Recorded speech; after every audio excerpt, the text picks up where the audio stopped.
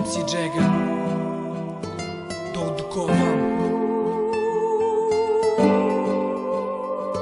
Durmuş bana köp zat öğretti. Karavili ağız saygarman.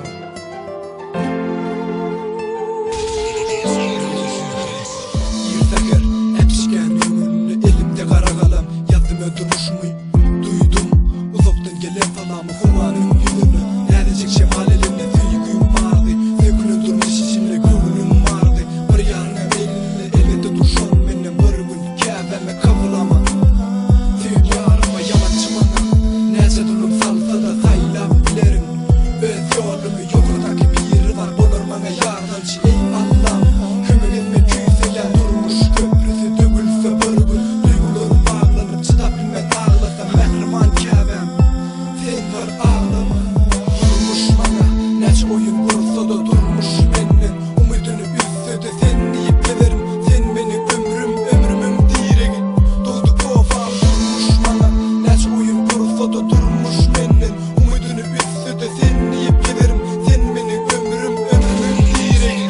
Doğdu kofam durmuş beni kötüdü. Kötü niyetleri bilen gökyüzünde gezemem. Önümü karaladı. Karanlık tarattı men yatlık menden uzak. Uzaklarda borsamım ömüm dolu tuzak.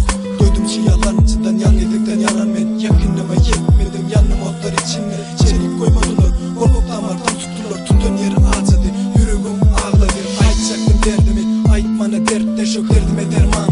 Tapılmadı arman ahmırlı durmuş diyalar ayağımızın altında. Ağacımı da sarıp saradım bolsa da iza. Yanlışlamı düzelttiğin duygularımı temize. Midimden ağlam kalan enime salam. Dostlar sizem orumsak aman. Anacık karışım yüzümüzü sallama. Durmuş bana neç oyun kursa da durmuş benim. Umudunu üstse de sen deyip gelirim. Sen benim ömrümün direği.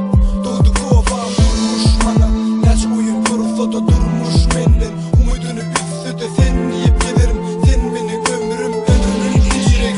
Doğdu kofam. Yırtakır turumdan durmuşum yatlımı zinin sizi yatlayan. Ececan salam olsun sana uzaklardan. Ataşkan, Kulluk Nadia, Muhammed Serdar. Size de salam. Şüseyen, doğdu kovam. Durmuş bana neç oyun kursa da durmuş